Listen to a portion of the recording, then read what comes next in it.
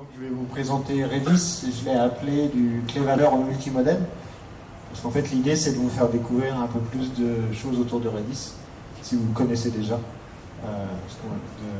par rapport à l'habitude que vous avez. Donc avant de me présenter, en fait on est deux à venir de Redis Labs, qui est la société, une des sociétés qui aide Redis et qui fournit des services autour de Redis. Donc Pierre, bonjour, qui est Solution Architect,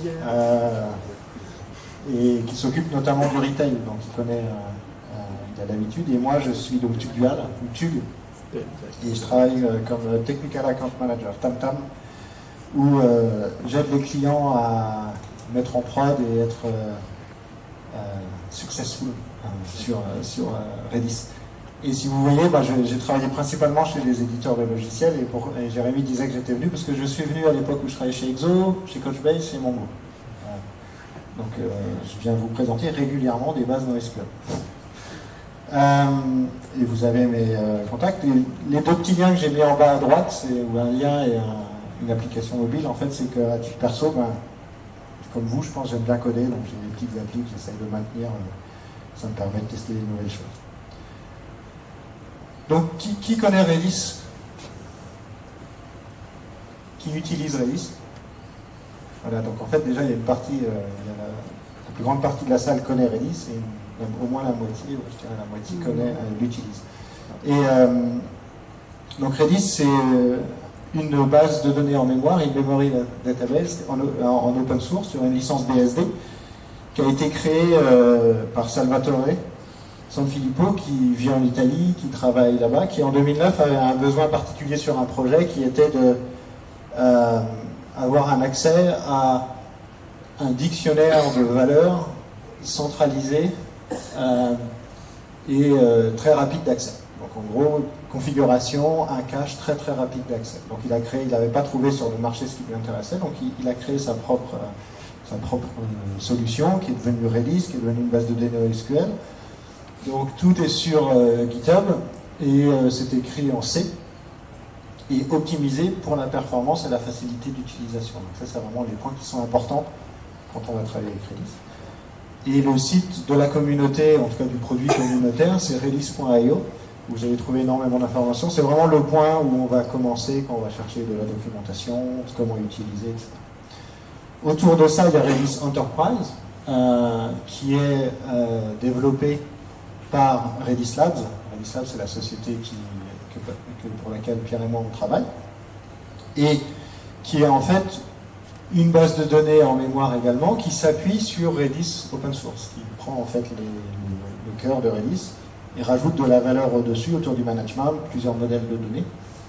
Et voilà comment la société, en fait, voilà ce qu'est Redis Enterprise, qui est fourni on-prem. Vous pouvez le télécharger et l'installer chez vous, par le biais d'opérateurs sur un cluster cube, ou disponible en version cloud. Après, on pourra discuter du déploiement en fonction du temps, etc. Mais le point qui est important autour de Redis, c'est qu'on parle de Redis en tant qu'une base de données clé-valeur. Alors, elle est en mémoire et elle est clé-valeur. La particularité, en fait, c'est que elle est un peu plus que clé-valeur. C'est-à-dire que c'est effectivement une clé, mais les valeurs que vous allez manipuler peuvent avoir des types différents. Et dans beaucoup de projets, ce qu'on voit utiliser, c'est la partie rouge en haut à gauche qui est les strings. C'est simplement avoir une clé et une chaîne de caractères qui est stockée derrière cette clé. Vous avez un objet en session, vous voulez utiliser ça, vous le mettez sous forme de chaîne de caractères. Mais Redis a beaucoup plus de types de données. Vous voyez, il y a 10 types de données différents qui sont là pour vous aider à avoir des cas d'usage différents. Je vais en prendre juste quelques-uns parce qu'après je reviendrai sur des exemples pour les cas d'usage. Parmi les cas qui sont intéressants, il y a les hashes qui sont en fait derrière la clé. Vous avez une valeur où vous allez avoir des name value pairs. Donc si vous voulez stocker un profil utilisateur par exemple, vous allez pouvoir utiliser cette partie-là. Vous avez des listes et des sets. La façon dont vous allez avoir une ou plusieurs fois la même valeur, des sorties de sets qui vont permettre d'avoir des valeurs qui seront triées derrière votre clé, ou des données géographiques avec longitude, latitude qui vont permettre de faire certaines requêtes. Pour chaque type de données, vous avez un ensemble de choses que vous allez pouvoir faire en termes de manipulation de l'information. C'est une optimisation du stockage en mémoire, mais également des opérations sur ces informations, sur cette structure. Quand on a une chaîne de caractères, la chose qu'on peut faire, c'est la sauver, la récupérer et poser des questions sur sa longueur et des choses comme ça. Par contre, quand on va travailler avec un hash, on a des champs, et on peut demander à modifier un champ, rajouter un champ, ou récupérer un seul champ sur le réseau. Donc c'est des choses qui, les gens n'utilisent pas nécessairement. Qui utilise les strings sur Redis et qui utilise une autre structure? Par curiosité, quelle structure? Le hash, voilà. Et donc c'est vraiment typique, c'est-à-dire que pourquoi j'ai appelé ça du clé-valeur vers le multimodèle, il y a ça plus d'autres choses, mais c'est aussi le fait qu'on a des modèles entre guillemets de données différents qui vont permettre de faire des cas d'usage différents. Un point qui est très très sympa quand on travaille sur Redis pour Redis, c'est que c'est une des bases de données aujourd'hui qui est vraiment très très utilisée et vraiment appréciée par les développeurs. Qui s'appuie sur plusieurs choses. C'est une des bases les plus téléchargées sur Docker Hub. Très utilisée également. Sumologic, c'est un outil un peu à la Datadog qui va faire du monitoring, qui a fait une enquête. Donc, chez la plupart de leurs clients, il y a du Redis. Et également chez Stack Overflow, un bon retour en disant on adore cette base de données. Ça fait toujours plaisir d'être aimé. La communauté est vraiment active. Et notamment, ce qui est intéressant, c'est que ce qui fait la valeur de la base de données, c'est sa qualité en tant que comment je la lance, comment je l'utilise, est-ce qu'elle est performante, etc. Mais c'est aussi d'avoir le langage de programmation que vous préférez qui peut l'utiliser. Donc il y a 48 langages supportés, 162 droits pilotes ou clients possibles pour se connecter. Après, la difficulté quand on a ce chiffre-là, c'est lequel choisir. Il y a des options pour le choisir, bien sûr. Et c'est très intégré en fait dans... il y a des librairies de plus haut niveau, il y a des intégrations dans des outils qui vont utiliser Redis de façon transparente. Par exemple, dans le retail, il y a des solutions qui font du catalogue produit, qui ont du Redis en dessous pour faire du cache. Dans Spring, vous avez des tas de choses qui sont autour de l'intégration de Redis directement en base de données, en cache, en flux. Et aujourd'hui, j'ai pas eu le temps de regarder et de tester, c'est parce que j'ai été pingé sur Twitter, c'est Vertex a utilisé un nouveau stockage pour ses sessions, je crois, sur Redis. Donc les librairies qui consomment ça. Il y a tellement de... Vous connaissez le site dbengine.com. En fait, ça peut être un site amusant quand on parle de base de données et pourquoi on a besoin de se différencier et comprendre où ça se positionne. Le truc qui est rigolo, c'est ça. En fait, si vous voyez... Ah, vous voyez pas. Désolé. Excusez-moi. Hop. Hop. Donc vous allez sur DB Engine. Je n'ai pas besoin de zoomer, c'est pas très important, mais en fait, c'est un site qui regarde tout ce qui se passe sur les communautés, sur les forums, ce qui est visible. Donc ils ont un moyen de noter. Mais ce qui est intéressant, c'est que donc la première, c'est Oracle, la 7e, c'est... La 8e, c'est Redis. Il y a MySQL, Mongo, etc., etc. Mais surtout, hop, hop, hop, hop, hop. Il y en a 338 de liste. Donc comment on choisit une base de données parmi ça? Déjà, on va rester sur le top, ça permet de simplifier, et essayer de trouver la base de données adéquate. La façon dont Redis s'est positionné, déjà, c'est la performance. C'est essayer de garantir des performances.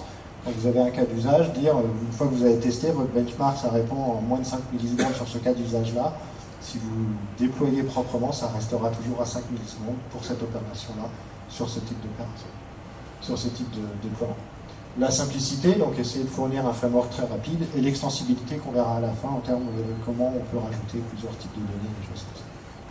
Et pourquoi Redis est très utilisé? C'est que un des premiers cas d'usage, ça a été d'accélérer les applications. Si on a besoin d'accéder à l'appli, vos applis, vos utilisateurs, vos services qui consomment d'autres services prenant d'applications ont besoin d'être le plus rapide possible. On va essayer de raccourcir chaque partie. On va essayer de faire du code qui est propre sur l'app serveur pour pas qu'il prenne trop de temps. On va essayer de se connecter à la base de données le plus rapidement possible. Donc Redis est là pour garantir cette partie le plus rapide possible entre le middleware et la base de données. Et il y a beaucoup de choses qui vont être autour de ça. Après, sur les cas d'usage, on va en prendre quelques-uns, mais vous pouvez quasiment intégrer Redis à tous les cas d'usage. Ça ne veut pas dire qu'il faut tout faire sur Redis, mais il n'y a pas nécessairement de limite à votre utilisation. Cas d'usage fréquent, c'est aujourd'hui avec les microservices, on a envie de s'intégrer des bases de données, de la persistance. Alors quand on dit de la persistance pour une base en mémoire, c'est qu'elle va être persistante. Si vous la déployez de façon redondante, vous ne perdrez pas de données et vous pouvez sauver sur disque et récupérer les données sur disque. Mais par contre, les données que vous traitez et que vous manipulez dans vos applications restent toujours en mémoire dans Redis. C'est pour ça qu'on parle d'in-memory database. Vous allez avoir la possibilité d'intégrer des bases de données Redis à vos microservices très simplement, parce que ça ne consomme pas trop de mémoire, en tout cas ça consomme le besoin par rapport à vos applications, ça ne consomme pas trop de CPU, c'est très efficace, efficient, et ça va vous garder une certaine des performances que vous pouvez prédictives, des performances constantes par rapport à vos cas d'usage. Ça c'est un point qui est clé. Quand on montrera les API, je vous montrerai quelque chose qui est important. Avant de partir dans les cas d'usage, je vais juste faire un petit tour de la façon dont on déploie Redis, pour être certain qu'on parle de la même chose après quand on va parler de montée en charge, de scalabilité, donc la haute disponibilité, etc. La première chose, c'est que vous pouvez démarrer un Redis très simplement. Un process qui est lancé, et vous allez vous retrouver comme ça avec votre client, quel qu'il soit, qui se connecte. Par contre là, si vous perdez le process, vous perdez la base de données, vous perdez les données qui sont en mémoire. Donc la première chose, après, quand on veut vraiment utiliser Redis en production par rapport à votre application, c'est au moins de le rendre hautement disponible. Et pour ce faire, quand on est sur la version communautaire, on va utiliser ce qui s'appelle, on peut utiliser cette option-là qui s'appelle Sentinel. Sentinel, c'est un process qui est associé à votre cluster, qui devient un cluster Redis, qui va avoir au minimum 3 nœuds et un master et des slaves, et qui va répliquer l'information et également communiquer avec le client pour lui dire voilà quel est le master, où sont les slaves, si jamais il y a un nœud qui tombe, se connecter automatiquement sur élire un nouveau master et se connecter. Par contre, ça c'est quelque chose que vous devez manager vous-même, l'installation, la gestion du process, et tous les clients ne sont pas compatibles avec Sentinel. C'est pour ça que j'ai mis entre parenthèses avec le support de Sentinel. Donc là, ça vous permet d'avoir une base de données qui est hautement disponible. Vous n'allez pas perdre, si vous faites attention, c'est-à-dire que vous ne mettez pas ces 3 process sur le même serveur. Je rigole, mais on avait un call tout à l'heure où la personne se posait la question, mais est-ce que je peux les mettre sur le même serveur? Techniquement, on peut les mettre sur le même serveur, mais ça ne présente pas beaucoup d'intérêt. Le but, c'est quand même que s'il y a un serveur qui tombe, votre base de données continue de fonctionner. Après, il y a la montée en charge. C'est-à-dire que là, si on reste ici, on va être limité par le réseau, les I/O sur la machine et l'espace mémoire. Après, il y a des bonnes pratiques en termes de sizing. Je vais en donner une, c'est pas une règle stricte, mais c'est juste pour vous donner une idée. D'accord? C'est parce qu'il y a plein d'options en fonction de votre cas d'application, mais généralement, pour éviter tous les problèmes, 25 Go, 25 000 opérations par seconde. Sur un process, vous êtes tranquille. Après, si vous regardez des benchmarks, on a fait des benchmarks à 200, maintenant on est à 500 millions d'opérations par seconde, on a beaucoup plus que 25 Go et 25 000 sur le cluster. Mais ça vous permet, quel que soit votre cas d'usage, si vous prenez cette règle, vous ne devriez pas avoir de surprise en termes de performance. Mais quand on arrive à cette limite, en considérant qu'on veut rester autour de 25 Go par process, si on veut pouvoir rajouter plus d'informations, il faut que je distribue, je partitionne mes données. Et pour partitionner avec Redis, on passe du mode, je ne suis plus en mode nœud unique, je ne suis plus en mode sentinelle, je suis en mode cluster. Et tout ça, c'est la façon dont je vais configurer et démarrer mon Redis.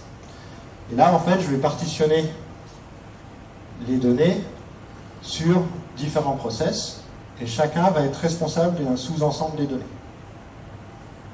Et vous voyez en bas, je ne sais pas si vous arrivez à lire, mais on a la notion de slot. En fait, la notion de slot, c'est ce qui va vous permettre en fait de dire, quand j'ai une clé, je vais faire un hash, basé sur un CRC16, et vous donner un nombre. Et ce nombre, ça va être l'endroit où il va aller s'écrire. C'est que si j'ai écrit la clé, ma clé c'est jug Lille, et que ça me répond le slot 5250, bah, ça va aller sur le premier shard, sur la première partie du cluster. Si je prends une autre valeur, ça va aller sur une autre valeur, et généralement, quand on va faire du CRC, bah, ça va être distribué de façon équilibrée sur l'ensemble des trois nœuds, des trois shards. Et j'ai aussi mis en place la réplication pour garantir que si je perds un nœud, ça continue de fonctionner. Donc là, on est capable d'écrire beaucoup plus de données en parallèle sur plusieurs nœuds avec un système hautement disponible.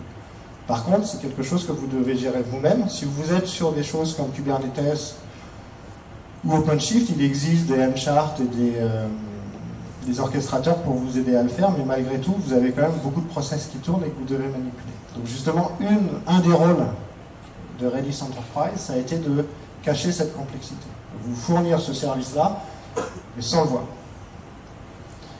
Donc la façon dont ça a été fait, c'est tout ce que vous voyez qui sert à gérer le cluster, faire le failover, etc. Ça a été géré par la couche bleue qu'on voit ici, qui est la gestion du cluster.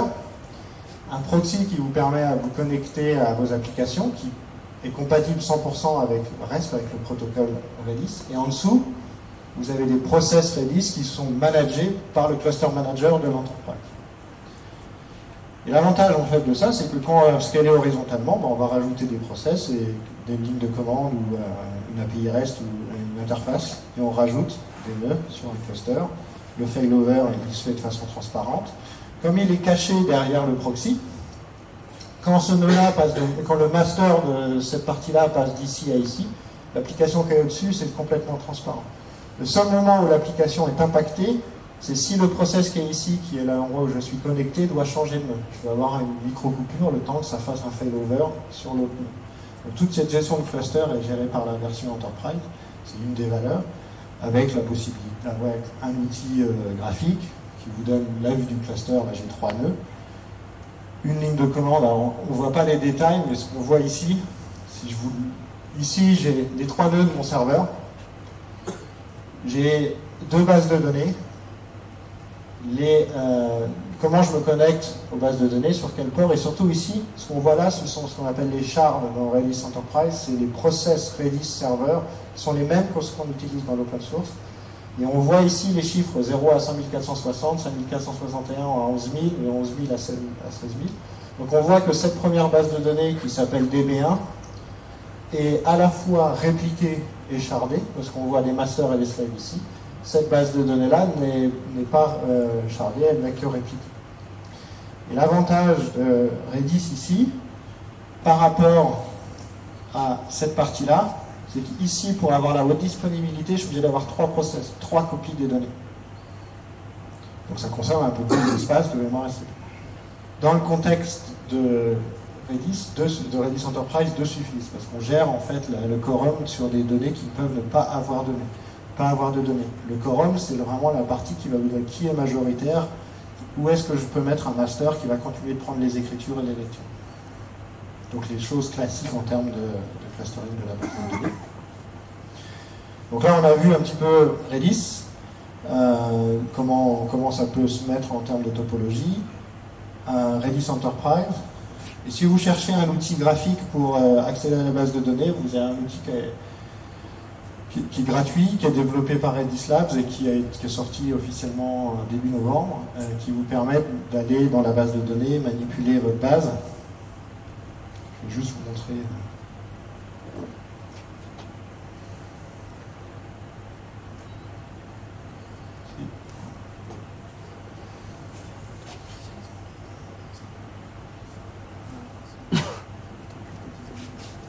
Donc en fait, vous pouvez l'installer sous forme d'image Docker, ou là moi je l'ai lancé directement. Et quand on va rajouter une base de données, on va choisir le host, le port, et n'importe quelle base de données Redis est compatible avec ça, que ce soit une version Enterprise ou une version communautaire, ou même si vous utilisez... et ici, Redis Enterprise, il va découvrir le cluster, et si vous utilisez Amazon Elasticache qui parle Redis. Donc une fois que vous avez une base de données, vous pouvez aller, sauf que celle-là, je ne vais pas démarrer, donc c'est bien. je vais avoir un certain nombre d'informations, donc je vais voir les opérations qui ont lieu dessus, je vais avoir la ligne de commande, si je veux faire un get ou un set, un get. Donc là, je rajoute une donnée dans ma base de données, donc set tout simplement. Donc là, toutes les opérations sont disponibles, mais si vous voulez travailler des objets un peu plus compliqués, par exemple, je vais pouvoir browser, naviguer dans les clés. Et ici, voilà. Ici, ce que j'ai ici, c'est un set. C'est une façon de manipuler l'objet. C'est-à-dire que si je prends cet objet-là, derrière cette clé, j'ai un hash avec 9 champs, et voilà tous les champs que je peux modifier graphiquement, rajouter des informations. L'équivalent de cette commande ici, dans la ligne de commande, ça va être hash get all. Donc donne-moi sur un hash le get, c'est des opérations pour chaque type. Donne-moi cette clé. Sauf qu'il est plus intelligent que... Parce que je ne veux pas switcher sur le terminal, parce qu'en fait, ça, c'est par défaut, il ne renvoie pas du JSON, il renvoie du clé valeur au format protocole. Donc en fait, cette interface vous permet vraiment de manipuler la base de données, et avec des opérations qui sont sympas en termes de quel est le comportement de votre application, quels sont les types d'opérations, les clés les plus utilisées. Vraiment un outil qui est vraiment sympa pour le dev et commencer à monitorer un peu votre base. Sur la partie... donc voilà pour les API et l'accès aux données.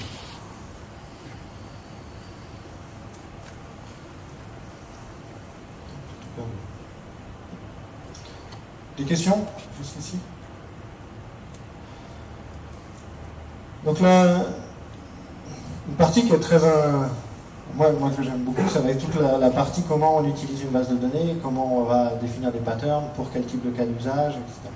Alors pour rappel, on a tous ces types de bases, tous ces types-là. Dans un premier temps, je vais me limiter à ces types. Après, on verra qu'il y a des choses en plus. Alors par rapport aux lignes de commande et aux commandes, je vous ai mis le lien ici vers redis.io.command. J'ai pas réussi à cliquer dessus. Je vais aller sur les clients.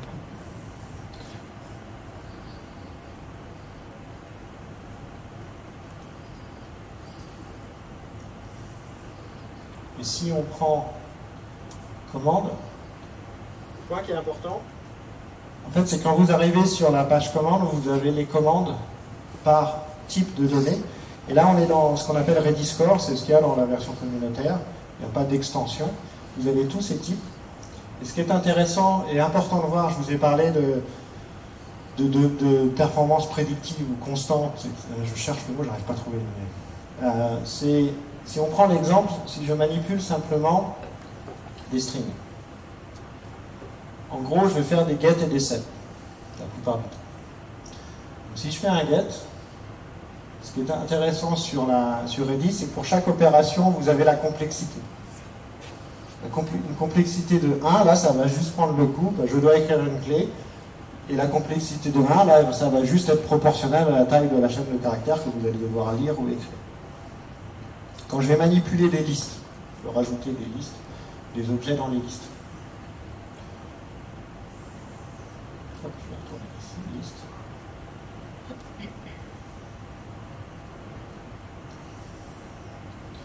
On va être pareil, parce que ça va être très efficace, ça va accéder à la clé, ça va être constant en termes de choses. Par contre, on a des opérations qu'on peut faire sur des listes ou sur des sets.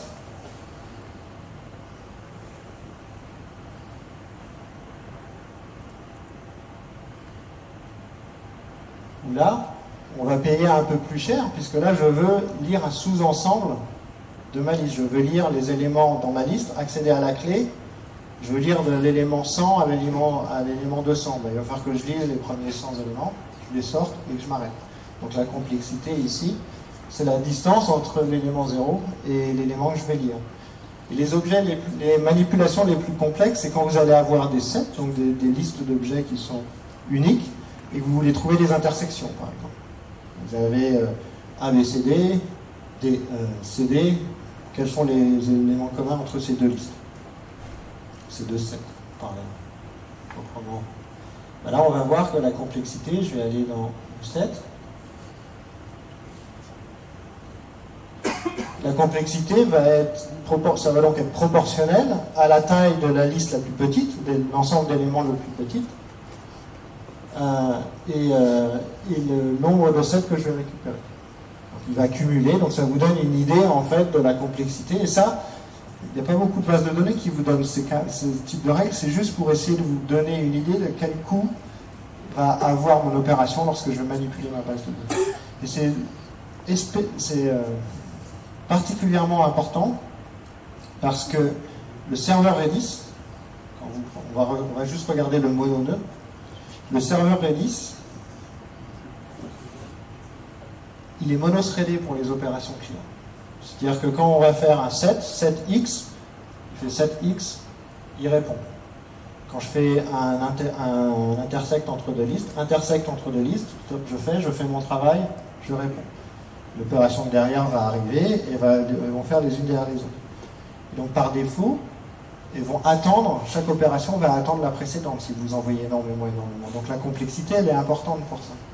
La plupart du temps, vous faites des opérations qui sont tellement basiques qu'on ne s'en rend pas compte. Et quand vous commencez à faire des intersections, là on peut avoir un impact de temps en temps, une opération. Donc il y a un slow log, etc., qui vous ramène dans le monitoring de la base de données quelles sont les opérations les plus lentes. Et une opération lente, c'est pas nécessairement mal, si elle doit prendre le temps qu'elle doit prendre, mais au moins vous pouvez le savoir. Et quand on travaille dans la partie Redis Enterprise, il va y avoir une optimisation en termes de multiplexage des requêtes vers le serveur, mais à la fin, le Redis shard sur lequel vous travaillez, il est monothreadé. Alors, il y a tout un tas de maintenance qui a lieu, comme vous pouvez mettre une expiration sur les clés et des choses comme ça. Ça, c'est des threads qui sont en dehors et qui sont gérés par le cluster, par le nœud. Par contre, les opérations clientes, c'est bien un seul thread. Donc en fait, là, je me suis dit qu'un point qui allait être intéressant, c'est de prendre quelques cas d'usage typiques où Redis va énormément aider les développeurs, vous permettre d'avoir une application rapide et simple à mettre en place. Donc la première chose, ça va être utiliser Redis comme un cache. Vous calculez une clé, vous mettez des valeurs derrière et vous pouvez garder plus ou moins longtemps cette valeur dans le cache. Et un des cas d'usage autour du cache, c'est d'éviter d'accéder à une base de données qui est plus lente, ou des web services, ou des choses comme ça qui voulaient réduire ce coût-là. Donc, les strings, des sets, des get, la plupart du temps. Alors, je pense que les enfants ne vont pas voir les commandes, mais elles sont relativement basiques.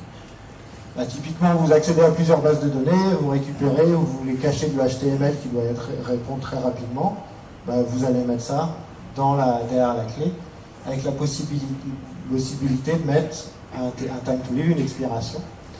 Et il y a plusieurs aussi politiques d'éviction des clés, parce qu'une fois de plus, c'est une base en mémoire. Il faut garder en tête que vous allez faire continuer de grossir la base. Qu'est-ce qui se passe quand j'ai plus de mémoire? En dehors du TTL qui va éliminer. Donc il y a des stratégies différentes. Vous pouvez définir, quand j'arrive tout en haut, il n'y a plus d'espace, j'envoie une erreur, je refuse de modifier. Ou alors je vais lancer le process, forcer le process qui va faire l'expiration pour faire de l'espace. Mais s'il n'y a rien, vous pouvez même lui dire de supprimer certaines clés, les dernières qui sont les moins accédées, des choses comme ça. Alors ce qu'on ne voit pas ici,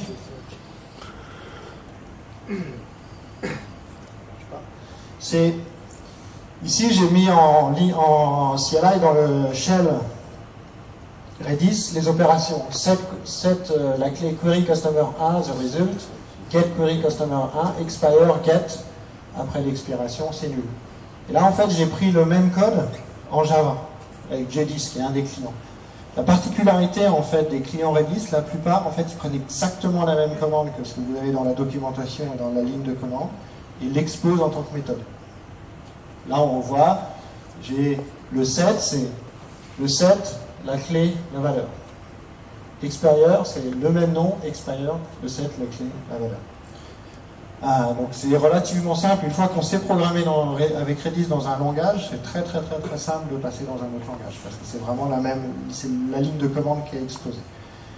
quand on travaille avec des frameworks de plus haut niveau, comme Hibernate ou des choses comme pas Hibernate, Spring Data ou des choses comme ça, là, ça c'est caché, et c'est plutôt Spring Data qui va faire l'accès aux données. Et quand vous accédez au client directement Redis, c'est souvent la même syntaxe.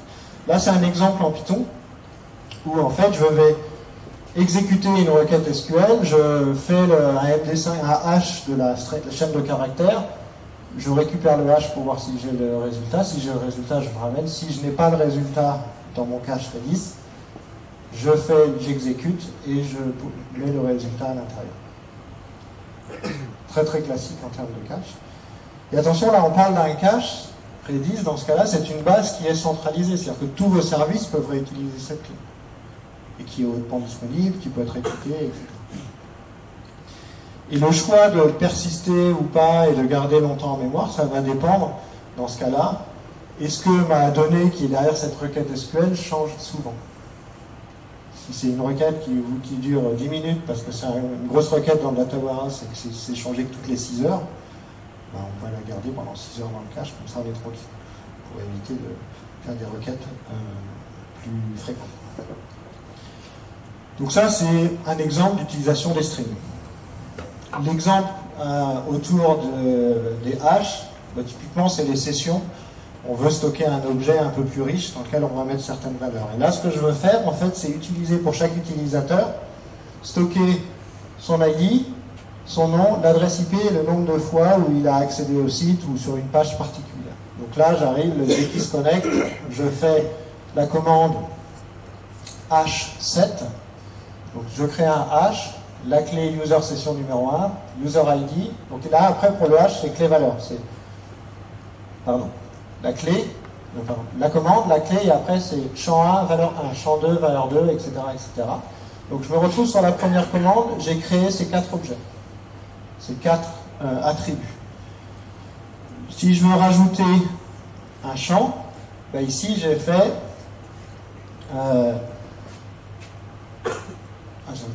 j'ai un bug dans mon script sur PowerPoint. Je fais un set session last page, donc j'ai rajouté l'élément last page à mon set. Et je peux récupérer ici, si je veux, uniquement l'élément last page. Est-ce que je voulais montrer ce qui arrive là? J'ai raté quelque chose qui est ici, vous voyez. Ici, je fais edge increment by. Donc je fais une incrémentation de 1 sur cette clé-là, sur ce champ-là. Donc logiquement, ici, je suis passé à 2. Et ça va être très pratique quand on veut faire des compteurs, des choses comme ça, qu'on veut pouvoir utiliser sur la page a été vue combien de fois. Et si je mets ma clé ici, par exemple, au lieu de mettre simplement une user session, ça va être le nom de la page et l'heure. Je veux stocker combien de fois la page a été vue par heure. J'ai juste à faire cette opération. Je vais incrémenter et après je vais accéder très rapidement. Donc là j'ai repris le même principe, c'est en Java. Comment je fais alors, je fais beaucoup plus de Java parce que c'est le jug, mais j'aurais pu prendre d'autres langages. Ce qui est sympa là, c'est que pour pouvoir faire le hash, j'ai juste à faire une map. Je fais une map, clé valeur, clé valeur, clé valeur, clé valeur, et quand je fais le HM7, je stocke cet objet-là. Et après HMGet, je vais récupérer les objets qui m'intéressent, increment by, h7 si je veux rajouter un champ, hget ou hdel si je veux supprimer l'opération. Supprimer la clé. Donc en gros, une façon de voir ce cas d'usage, que ce soit pour les caches ou pas, c'est dès que vous avez des données qui n'ont pas besoin d'être données qui restent entre guillemets volatiles. Vous accédez tout le temps, les garder sur la mémoire, sur votre middleware. La gestion des sessions, le shopping cart, le panier, le e-commerce, etc. Même si vous voulez qu'il soit constamment là, autant le stocker dans Redis. Parce que si vous avez mis la réplication, ça va rester et il sera toujours disponible. C'est-à-dire que l'exemple, il y avait le Black Friday il y a 3 semaines, 2 semaines, non, il y a eu pas mal, beaucoup de sites de e-commerce vont utiliser Redis comme cache pour les sessions et les paniers. Et en fait, l'idée, c'est d'être certain, toute la semaine, ils ont attendu la promo ou je ne sais quoi, on garde ça en mémoire. Dès que je me reconnecte, je récupère mon panier. et je fais quelque chose qui est très très efficace en termes de stockage, d'accès aux données. Et au pire, je dis ce panier-là, je le garde pendant 30 jours en mémoire. Et au bout de 30 jours, il va être supprimé directement s'il n'a pas été utilisé. Donc là, on est sur des cas d'usage relativement simples. Après, on peut faire des choses un peu plus poussées sur la façon dont on va utiliser les structures de données. Alors, en fait, ces exemples-là, je les ai pris sur le site web, quand on discute avec les gens qui utilisent Redis, c'est des cas d'usage qui reviennent fréquemment. Et notamment, c'est presque pas un orchestrateur, au sens c'est pas Redis qui va faire l'orchestrateur, mais c'est Redis qui va gérer les queues, les opérations que j'ai à faire sur quelque chose. Je reçois une commande, je vais les sauver, je vais la mettre dans une queue, et il y a un autre service quelque part qui va prendre cette commande et la traiter. Et en fait, c'est très facile à faire sous forme de liste dans Redis. C'est que je vais faire une liste avec toutes les tâches que j'ai à faire, et je vais avoir un process qui tourne derrière et qui va dépiler cette liste. Et en jeu, je vais utiliser deux choses. Un objet liste, je vais rajouter des données à droite ou à gauche, left, right. Et après, je vais soit les lire directement, ou les supprimer, faire un pop tout simple. Ou alors là, ce que je vais faire, c'est que je vais faire un truc un peu plus intelligent. Je vais lire le dernier élément à droite, et je vais le mettre dans une autre liste. Comme ça, je peux passer de la liste des process, des listes des ID que j'ai à traiter, liste des ID qui est traitée. Donc, si on reprend l'exemple concrètement, je rajoute dans ma queue de worker que j'ai à faire tous mes objets, mes commandes, la commande 1, 2, 3, 4. Donc, les dernières commandes sont ici. Donc la première, 1, 2, 3, 4. Alors les petits points, ils sont mal placés. 1, 2, 3, 4. Mais parce que j'ai une commande urgente, c'est un client VIP, etc., je veux que sa commande passe en premier. Au lieu de faire un L push, c'est-à-dire ajouté par la partie gauche, j'ai fait un right push et ajouté par la partie droite. Et le process qui va, à un moment donné, lire ces commandes pour les traiter, va lire, parce que j'ai choisi de faire un R pop L push. Donc je lis à droite, je pousse à gauche.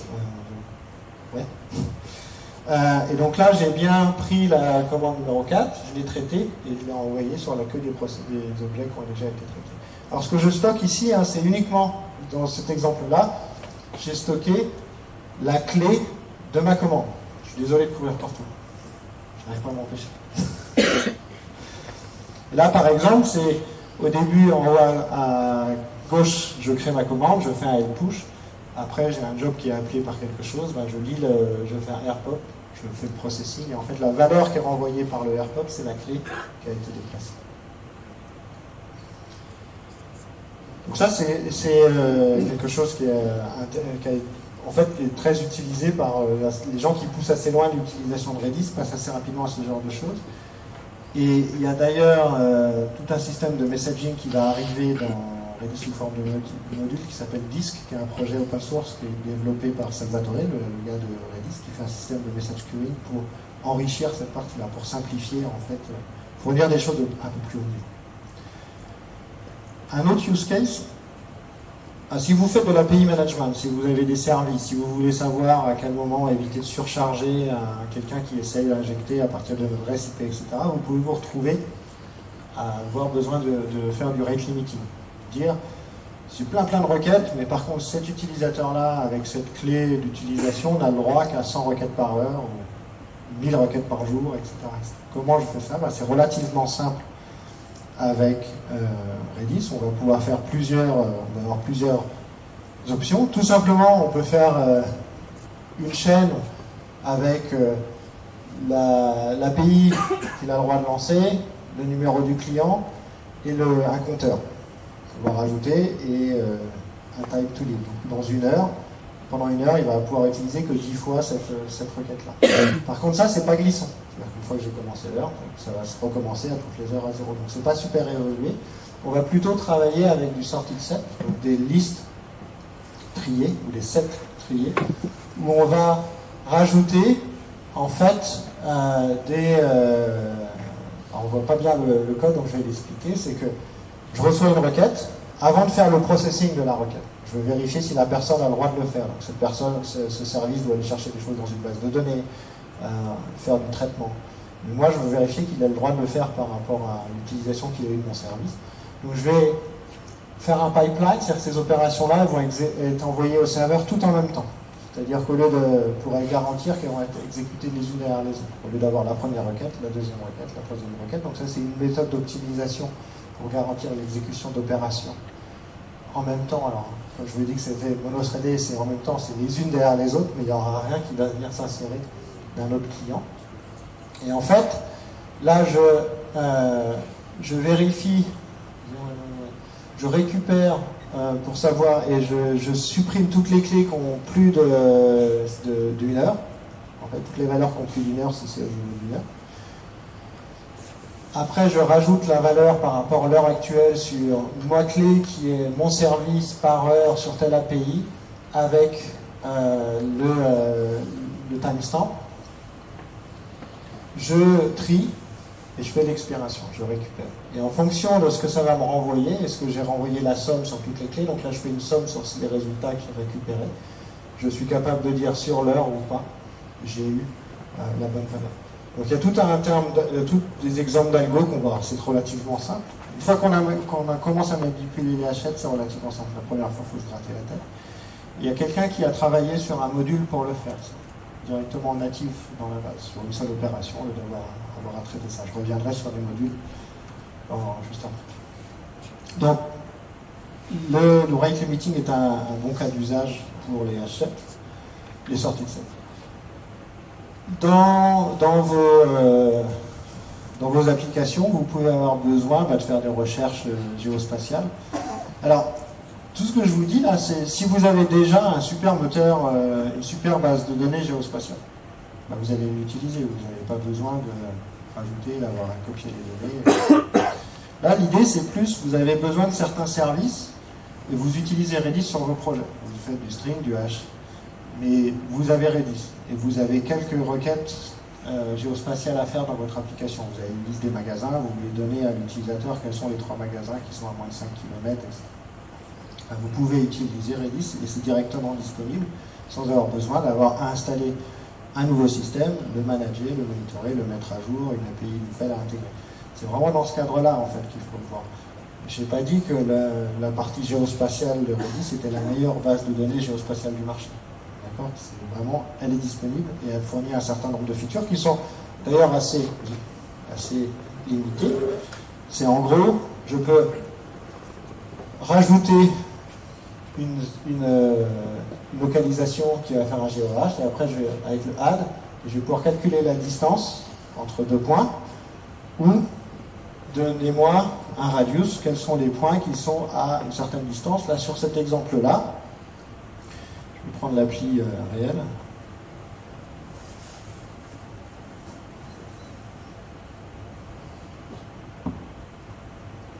Donc sur cet exemple, j'ai un certain nombre de points qui viennent de la base de données, qui correspondent à ce que je vous ai montré tout à l'heure avec le hachette avec longitude, latitude. Et je vais lui dire, par rapport à cette localisation,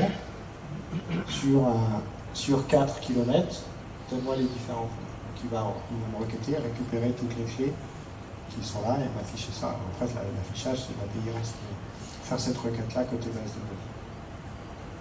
Et ça, c'est géré côté Redis, en utilisant des requêtes GeoQueries, si on regarde le code Java. Après, je le ferai quand j'aurai mes demain.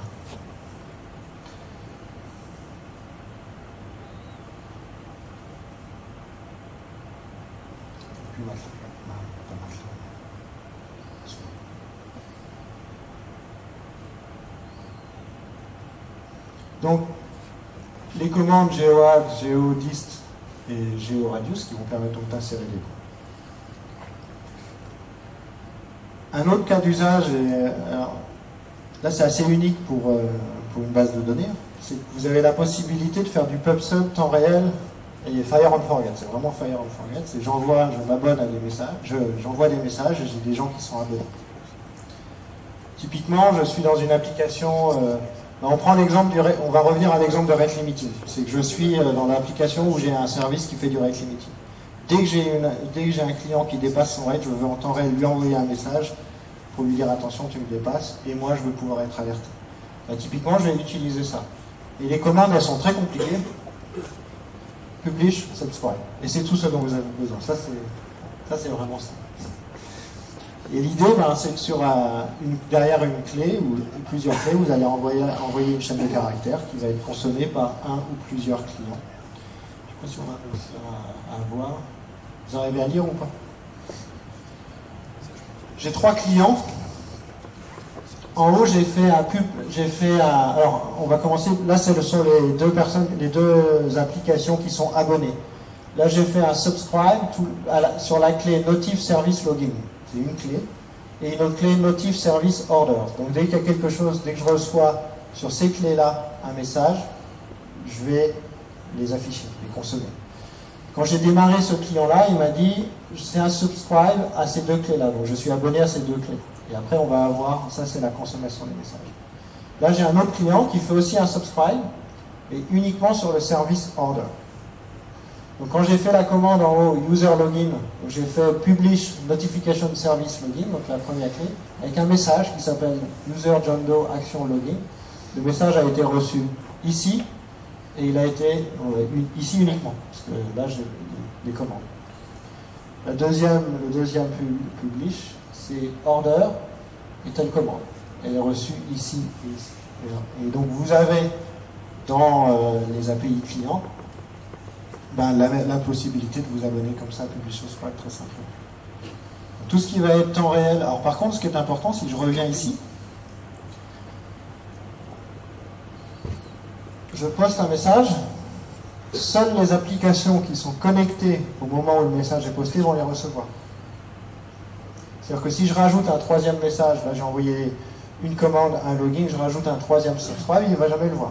Parce que c'est pas stocké, c'est juste vraiment passé en mémoire et envoyé. C'est vraiment du fire and forget. Tu envoies, les gens qui sont capables de le consommer à l'instant T le prennent. Et comme dans les applications, on a besoin quelquefois de garder ces événements, notamment quand on veut faire de l'event sourcing pour aller chercher et pousser de l'information dans d'autres services, vous avez la possibilité avec Redis, toujours dans le cœur de Redis, avec un type de données qui s'appelle strings, d'envoyer des événements.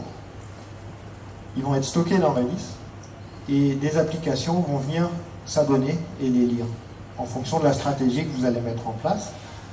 Et l'avantage de ça, donc en fait, c'est que l'événement, il ne va pas être perdu. C'est vous, dans votre application, qui va consommer ce message-là, qui va dire je considère que je l'ai lu, donc je change son état côté serveur, moi, ce consommateur-là, ou je le garde et je vais le relire à chaque fois entièrement.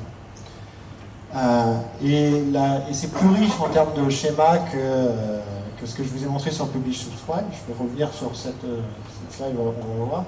Donc là, on est vraiment, j'ai plein de producteurs de messages, j'envoie ça, et j'ai plein de consommateurs. Et les consommateurs, là, il faut les voir comme des applications différentes qui consomment, mais à l'intérieur de ça, on peut faire un groupe de consommateurs pour lire en parallèle, de façon scaler sur la lecture des messages. Et la façon dont on envoie un ordre, c'est je fais un X add. Tout ce qui commence par X dans Redis, ce sont les commandes qui sont liées au stream, au flux de messaging. Donc la clé sur laquelle je vais envoyer un message, donc app event login, je mets une étoile pour dire que le timestamp et l'ID du message, il est géré par Redis. Là, je pourrais forcer à avoir un timestamp particulier. Et j'envoie que les valeurs, un petit peu comme tout à l'heure quand j'ai fait un hash, user Joe, site portal, IP, temps. Et après, quand je vais lire, là, je vais lire avec le X, et j'ai plein d'options pour lire. Là, je fais un X rev range, donc je vais lire dans l'ordre inverse tous les messages, tous les 1000 premiers messages que je vais récupérer. Et après, je marque. Il y a d'autres options après pour le lire. Ça va vous permettre de faire des applications qui sont très proches de ce que vous feriez avec Kafka, par exemple. Sauf que c'est un serveur et un cluster qui est beaucoup plus facile à installer. Alors après, c'est moins riche fonctionnellement, il n'y a pas le même écosystème, mais le but est le même. Je vous ferai une démo avec ces différentes choses. Après, il y a plein de choses, on va pouvoir faire des compteurs, des stats, des lookups. C'est beaucoup aussi utilisé, on utilise beaucoup Redis pour aller faire des index, en fait. Parce que comme on est capable d'avoir une clé, une liste de valeurs pour récupérer des choses qui sont liées les unes aux autres, vous créez un peu vos index secondaires pour vos données, vos bases de données, vos documents dans Redis. Parce que c'est très très efficace en termes de lecture et d'écriture. stocker votre configuration de façon centralisée et distribuée, et au point disponible. Des locks, quand vous voulez optimiser des choses et vous voulez garantir que quand mon job sur les commandes, par exemple, tout à l'heure, ben en plus de ça, je vais dire que je vais faire un lock sur cette commande. C'est un lock logiciel. Donc ça peut être utilisé comme ça. Et vous allez avoir une opération qui, à la fin du process, va dire je délock, ou avec un timestamp, je délock. On n'allait pas commencer à faire un système de two-phase commit, on ne veut pas repartir dans les cauchemars d'il y en a temps. Les index triés si on utilise un sortie set, etc. Donc il y a pas mal de choses qui sont à faire. Et en plus des fonctionnalités de base que je vous ai montrées là, c'est vraiment les types, et encore les bit sets, etc., je ne vous ai pas montré. Mais il y a des fonctionnalités qui sont sympas pour vous aider à faire vos applications. Donc en termes de performance, on veut garantir notamment, ça va très très vite pour les opérations que je dois enchaîner, donc c'est le pipelining, c'est ce que j'ai montré tout à l'heure quand j'ai fait le rate limiting. Par défaut, client-réponse, client-réponse, client-réponse. Mais ce qu'on peut faire, c'est si on dit pipeline, et end du pipeline, on va faire commande, commande, commande, commande. Il va envoyer la commande et il va recevoir sous forme de tableau les réponses des trois différentes opérations que vous avez envoyées. Et là, ce n'est que envoyer des commandes les unes derrière les autres. Il n'y a pas de contexte transactionnel là-dedans. C'est vraiment uniquement envoyer les ordres les uns derrière les autres. Vous avez la possibilité de faire une forme de transaction. Alors, transaction, ça veut dire plein de choses et ça dépend d'où on vient. C'est-à-dire que quand on vient d'Oracle, ça peut être très très très riche. On va faire des logs sur plein de tables, et on va faire ceci, on va faire des rollbacks qui vont aller effacer plein de données que j'ai mis. C'est pas à ce niveau-là exactement, mais l'objectif est le même, c'est que je vais vouloir faire des choses et exécuter, enchaîner des opérations, et à la fin je vais dire elle s'exécute ou elle s'annule. Là, donc les commandes pour ça, en fait, ça va être de dire multi, et je vais faire plein d'opérations, et vous voyez multi il démarre, ok, donc le protocole en fait de Redis dans ce cas-là, il vous envoie un ordre multi, il répond ok, donc il ne se passe rien côté serveur. HM7, je fais une première opération, elle est rajoutée à la queue des opérations que je vais devoir faire. Increment by, elle push. Donc là, ce que je fais, c'est que je crée un hash avec un certain nombre de valeurs, et notamment le compte numéro ABCDEF qui est posé ici. Donc si je fais un set avec la quantité, c'est une ligne de commande ici. La commande, c'est la commande orders numéro 1 pour cet compte-là. Et je vais rajouter la transaction sur les new orders, c'est le lien qu'il y a ici. Donc, je fais des liens entre les différents objets et je veux que ça fasse partie de ma même transaction en termes applicatifs. Et là, ces opérations vont effectivement, quand je vais faire l'exec, il va faire OK, j'ai fait le set, integer, j'ai récupéré un 1 parce que j'ai fait un increment de 1, et elle push, je fais un 1 égal. Et là, les trois opérations auront lieu les unes vers les autres. C'est pas une vraie transaction au sens où on parlait base de données, parce qu'une vraie transaction, si ça échoue ici, il va faire le rollback là-dessus.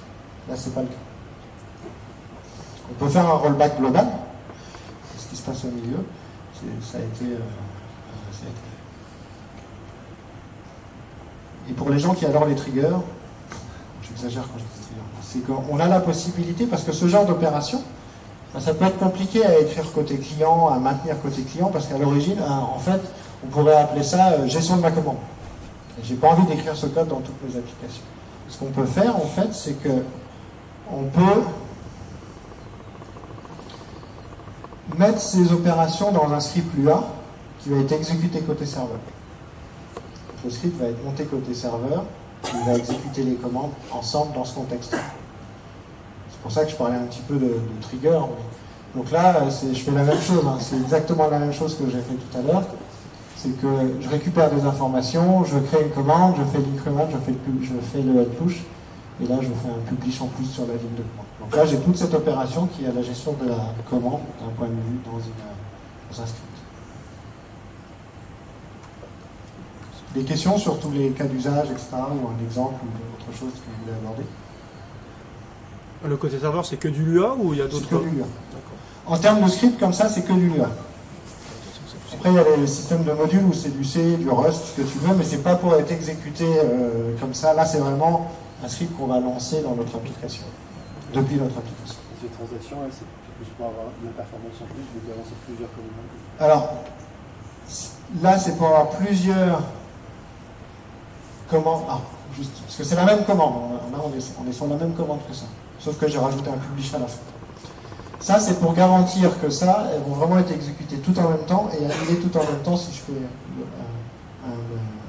une opération. Et entre ça et ça, personne ne peut venir modifier cette valeur. Si quelqu'un vient la modifier, elle sera modifiée après. Vraiment comme si tu avais... Ah, il n'y a pas de lock. Parce que sur une base de données, si tu fais une transaction, tu as un lock. Sur la relation multi va monopoliser le seul thread. Et tout travailler ensemble, et garantir que ces objets ne vont pas être modifiés.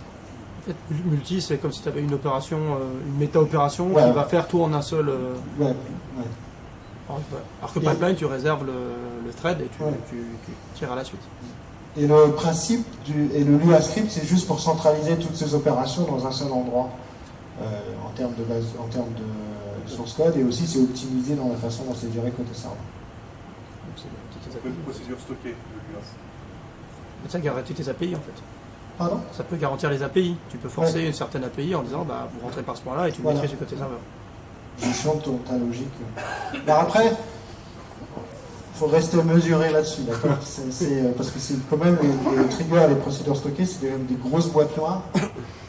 Alors, je suis passé 9 ans chez Oracle, PLSQL, on a écrit. Il faut trouver il y a des moments où c'est très intéressant, bah, typiquement ce genre de choses c'est intéressant. Vous n'allez pas commencer à écrire, ça vous ferait du serverless. Oui. Dans l'architecture, les réplicas, ils ne servent que en cas de failover. Là, ils ne vont pas être sollicités dans ce genre de scenario. Non, ils vont être sollicités, c'est-à-dire que chaque opération va être poussée sur les réplicas. D'accord. Mais toutes les updates se font sur le réplica principal ou...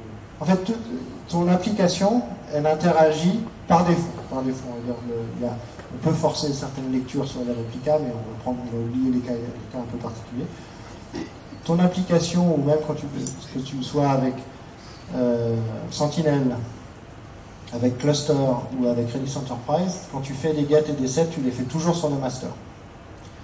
Et derrière, il va écrire sur un slave ou deux slaves, un réplica ou deux réplica. La réponse, elle se fait au corps ou se fait... Non, par défaut, c'est asynchrone. Par défaut, il répond tout de suite. Non, master. C'est une copie de secours, ça n'augmente pas la performance. Ça n'augmente pas la performance.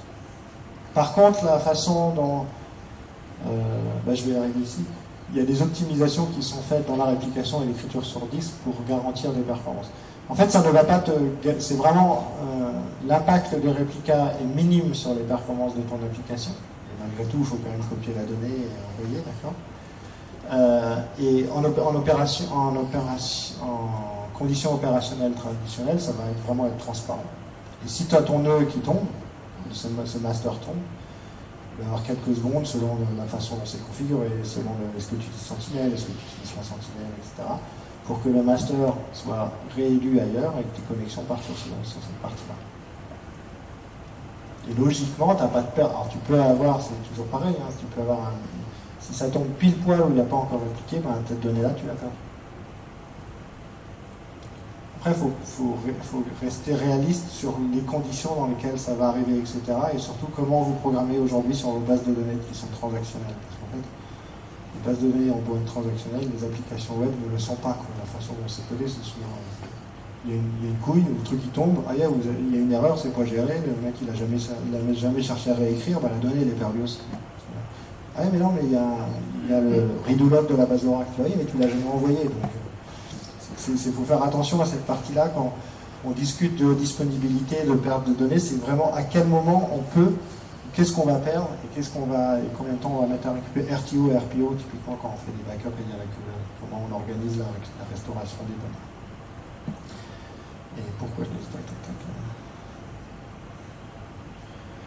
Alors après, ce qui peut se passer, donc je vous ai dit, ce réplica, c'est transparent dans 99% du temps sur les performances, etc. Par contre, tu vois, tu as 3 nœuds, tu as un master, tu as 3 nœuds dans le cas de communautaire, OSS, open source et tu as 2 nœuds dans le cas de nœuds de data dans le cas d'enterprise. Ton nœud master tombe. Ça part à faire l'over sur le nouveau master. Lui, il bosse. L'ancien master démarre, il devient un esclave, il devient un réplica. Il faut recopier les données. Et donc, si une des raisons pour lesquelles on dit 25 gigas par shard, c'est que si vous avez mis 500 gigas dans le shard, vous avez 500 mégas de RAM, alors je sais plus quelle est la limite maxi, ça doit être les limites d'adresse des points. En fait, en gros, on va dire qu'il n'y a pas de limite probablement, mais vous pouvez faire 500 gigas. Le truc, c'est que si vous avez cette failure et que le slave doit redémarrer, ben les données, il faut le copier 500 gigas. En fait, la raison pour laquelle on dit 25 gigas la plupart du temps, c'est pas pour une question que ça va pas être performant et que ça va être compliqué, etc. C'est juste le côté opérationnel, quand la base de données doit restaurer, elle va prendre énormément de temps. Et ce temps-là, par contre, lui, il consomme du CPU, du réseau, qui peut avoir un impact sur la prod, sur le master. Donc c'est toujours une question de trade-off, en fait. Et on va avoir souvent cette histoire d'avoir plein de petits chats, 25 gigas, quand vous avez un cache de 25 gigas, c'est déjà pas mal. Je pense pas que qui a des bases de données Redis plus grosses que 25 gigas? Voilà. Discussion. Toi? Non, c'est une question pour la suite. Non, tu vas pas. Alors, en mode cluster, comment ça se passe quand tu rajoutes un nœud? Il y a du rebalancing automatique parce que les slots bougent du coup? Ouais, en fait, alors quand tu es en mode open source, tu te marques ton nœud, tu lances les commandes qui vont bien, tu as des commandes à faire. Quand tu es en mode enterprise, tu appuies sur un bouton. Et du coup, et ça va rebalancer la truc. Après, il y a quelque chose qui est particulier. Alors, je ne sais pas trop comment le présenter, à quel moment le présenter ça, parce que c'est assez pointu, j'exagère. Mais c'est que ça, c'est entre guillemets transactionnel, on est d'accord. Il faut que ça ait lieu sur le même shard, sur le même process. Parce que sinon, on est obligé de synchroniser des process entre le nœud 1 et le nœud 2. Donc quand on est sur un seul réplica, un seul shard avec un master et des slaves, on est tranquille, cette opération-là va toujours avoir lieu sur la même machine. Mais si on est sur 3 shards partitionnés, peut-être que cette clé-là, TX 1831, account ABCDEF, new order, les new order, oui, ne sont pas sur la même machine. Et si vous faites ça sur un endroit où il n'y a pas la même machine, il va refuser. Il va dire, je ne suis pas capable de le faire. Je ne sais plus quelle est l'erreur. On a un moyen dans Redis d'organiser les clés avec du hash pour dire que cet élément va rester sur le même slot. Alors, il y a plusieurs façons de le montrer. Je vais vous le montrer en Java parce que c'est un peu plus simple. Généralement, on va le configurer ça. Alors, où est-ce que je vais...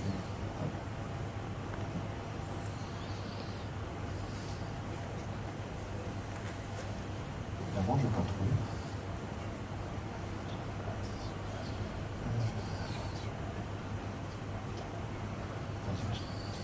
Je prends juste le temps.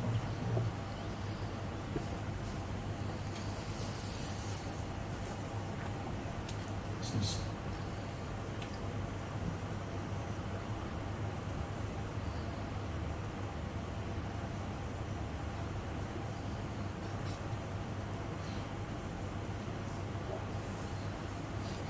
Voilà. Donc là, je ne vois pas vraiment la commande, mais j'utilise le CRC. Maintenant, je vais enlever le...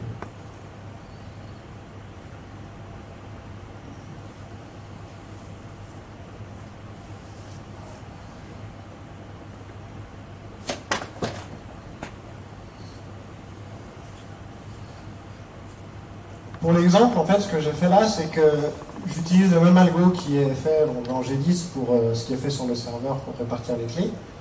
Donc j'ai une clé Customer 01 Order, Customer 01 Account. Et si j'exécute cette commande, j'ai d'autres commandes à côté, mais...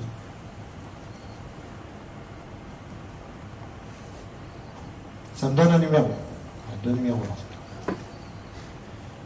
Donc là, ça ne sera pas écrit sur... Ça peut être écrit sur le même nœud, mais on ne peut pas le garantir. Parce que les deux slots ne sont pas des... Là, ils ne seront pas sur le même nœud, d'ailleurs. Entre 200... Ça sera sur la première partie, ça sur la deuxième partie, parce que par défaut, il y en a 16 000. Donc ce que je peux faire, on a un système d'accolade, de braquette d'expression régulière, où on va pouvoir, sur la clé, appliquer une règle pour lui dire applique cette règle-là et crée le hash à partir de ça.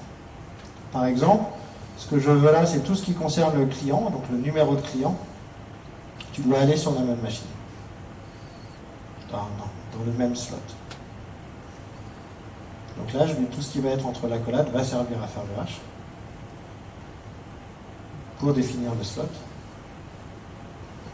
Et je me retrouve bien avec le même slot maintenant. Donc là, je peux faire des opérations multi. Avec le danger du coup que ce soit un peu moins balancé. Ça sera moins balancé dans ce cas-là. Alors par contre, il y a des opérations comme des mget où je peux récupérer plein de clés d'un coup. Quand vous êtes en open source, c'est à vous de gérer dans quel endroit vous devez taper. Quand on est en enterprise, ça va aller chercher tout seul le multiget sur tous les nœuds s'il y a besoin. C'est-à-dire que là, j'ai besoin de ça vraiment si je dois optimiser certaines opérations, notamment le colleté multi. Oui. Par rapport à ce qu'on appelle tous les use cases qu'on a vus juste avant. Le fait d'être en cluster, tous les use cases bénéficient d'un transfert du cluster ou justement non, on sera forcément sur une machine ou sur... Non, justement, par défaut, normalement, tes clés vont être distribuées. En cluster, au sens partitionnement. Je pensais à tout ce qui était streaming. Ouais, en fait, stream, voilà, tes clés vont être distribuées, donc ça va écrire et lire sur plusieurs nœuds en parallèle.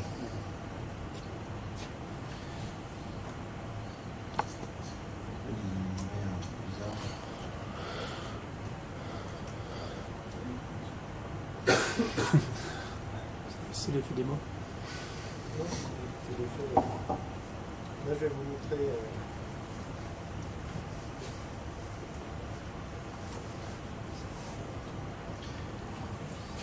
Donc, quand on veut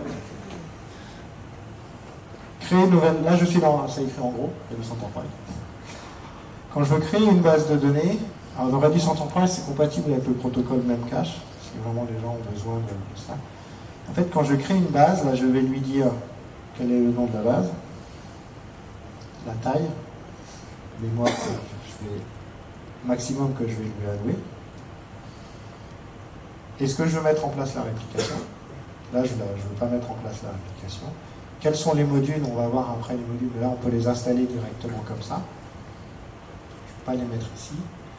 La persistance, quand est-ce que je vais sauver sur disque? Je vais en profiter ici pour parler.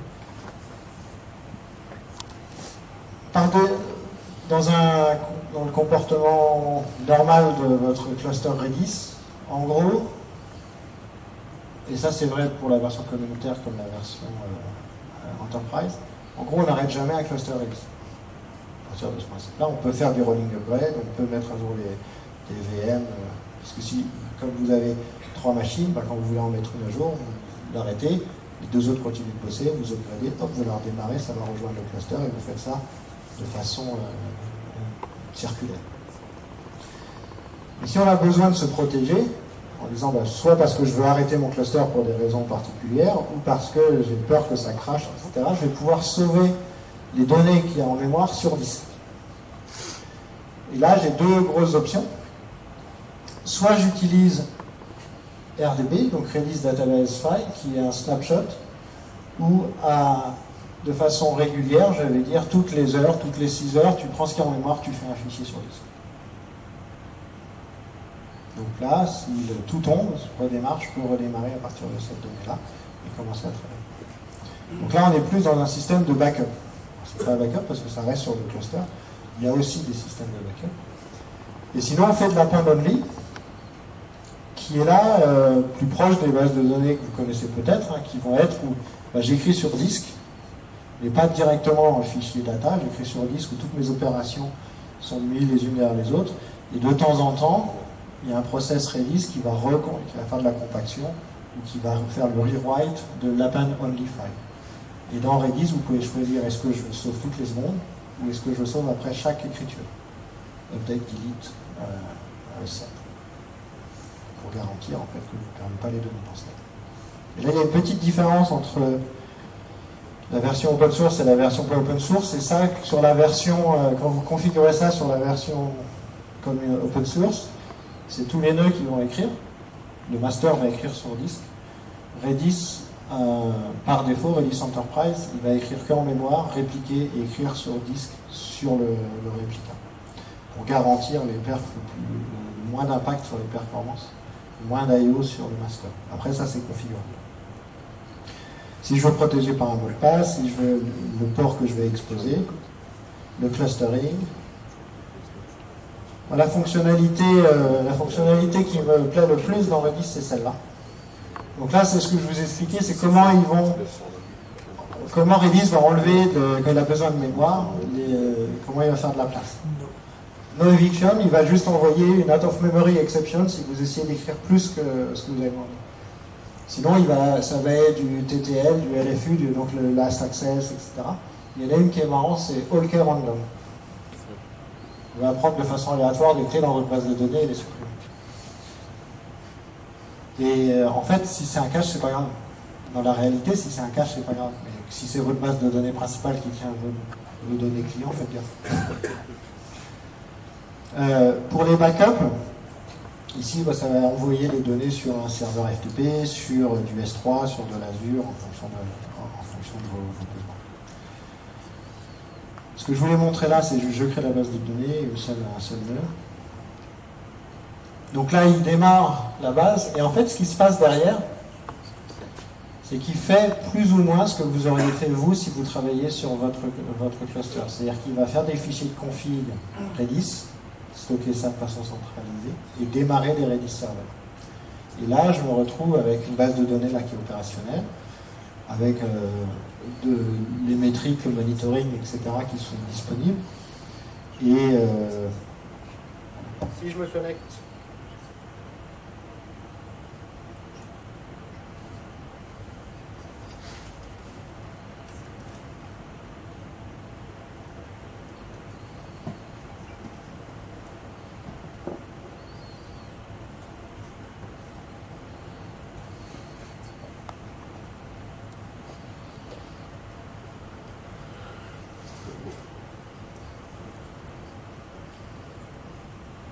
connecté. En fait, mon petit cluster, il est sur un...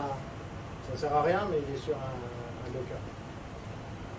Mon petit cluster est sur un ensemble de Docker. Faites pas ça, ça sert strictement à rien de faire du Docker. C'est bien pour les démos. Hop.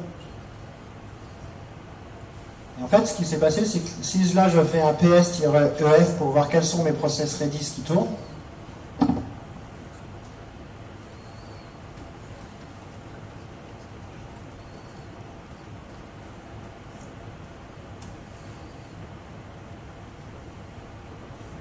mais il n'y en a pas.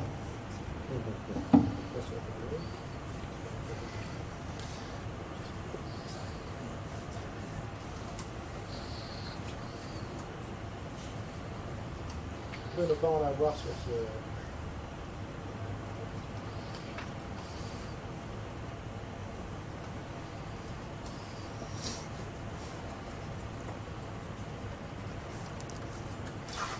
Là, j'en ai qu'un.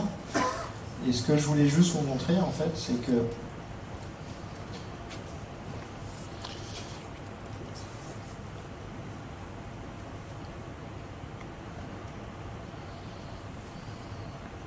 vais le monter sur l'écran pour que vous voyez bien.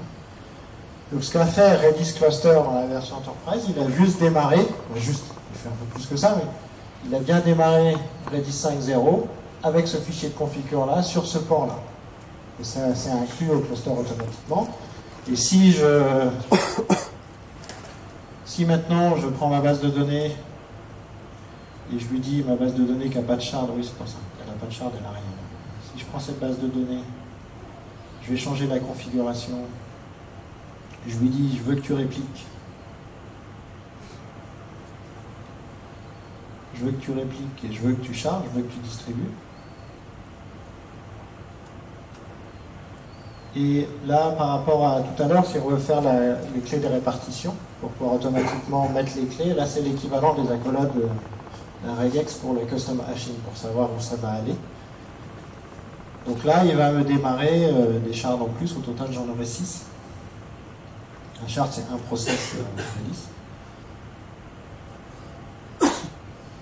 voyez là déjà, hop, il a démarré des process. Il va démarrer de nouveaux process. Donc toute cette partie-là, la scalabilité, la maintenance, etc., est vraiment simplifiée.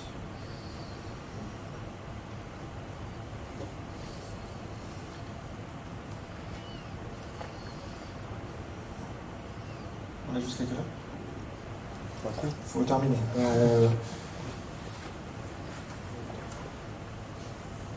Je voulais juste...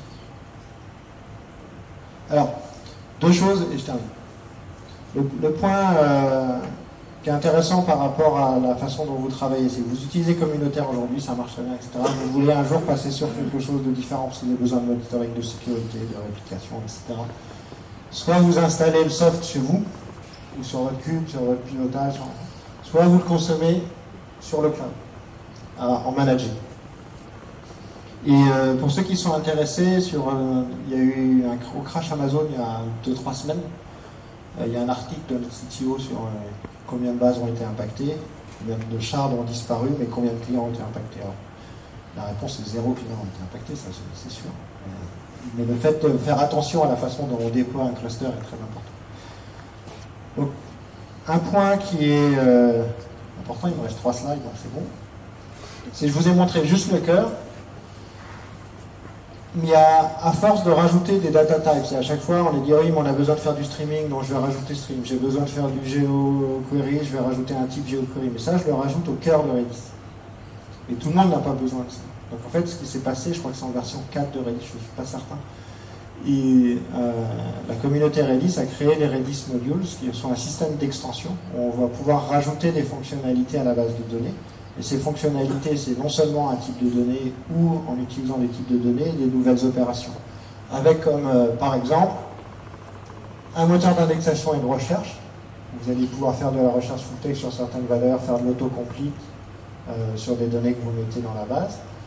Graph, time series et JSON. Donc j'ai pris ces 4-là parce que ces 4-là, les group filters sont supportés officiellement dans la version Enterprise, mais fonctionnent aussi sur la version communautaire. Les Gears, c'est du serverless, AI, sont en cours de développement, sont encore en développeur prévu. Donc ça peut être, quand on parle de multimodèle, c'est aussi essayer d'ajouter ces caractéristiques à la base. Je vais m'arrêter là parce que sinon,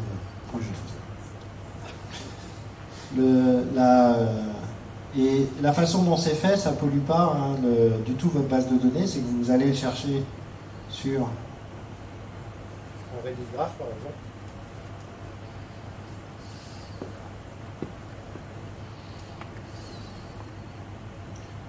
Vous allez avoir un projet, une façon de l'installer, soit vous le démarrez du Docker directement, et à la fin, en fait, ce que vous avez, c'est que vous avez des nouvelles commandes.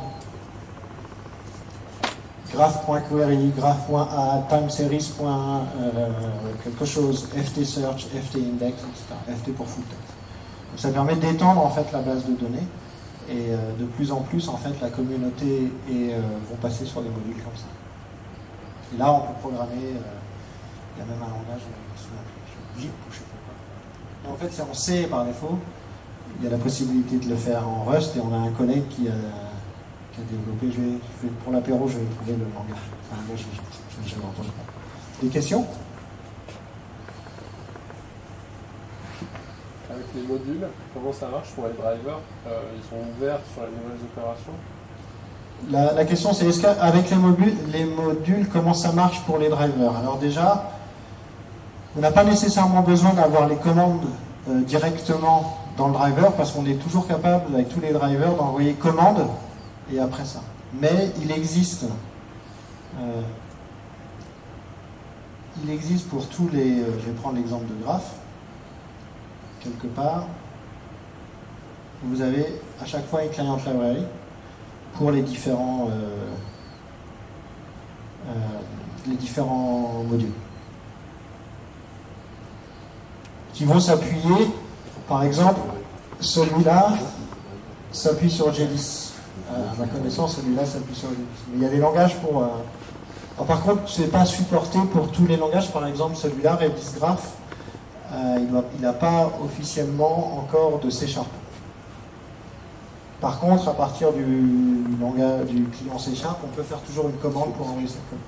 L'idée, c'est plus pour simplifier. Donc, Si on utilise 3 modules, il faut 3 clients, ou il faut trouver le client qui fait les trucs. en fait, c'est une addition au client.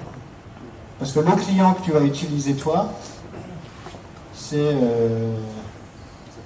un plugin ou tout. ouais, c'est un plugin. Voilà, c'est un plugin au client. C'est une dépendance sur le client. C'est le module du client. Ouais.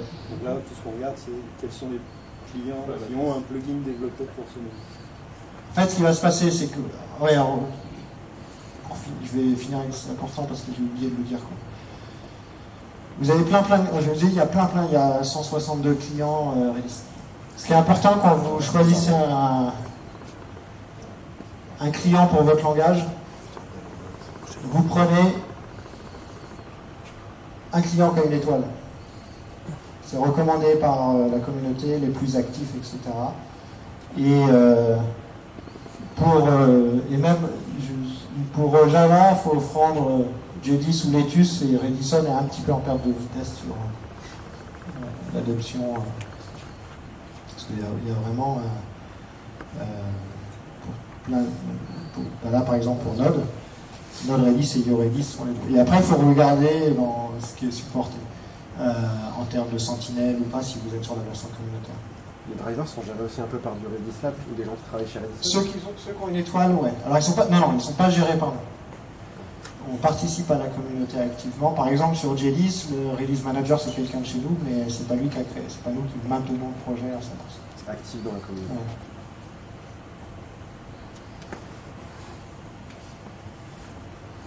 Ouais. Merci.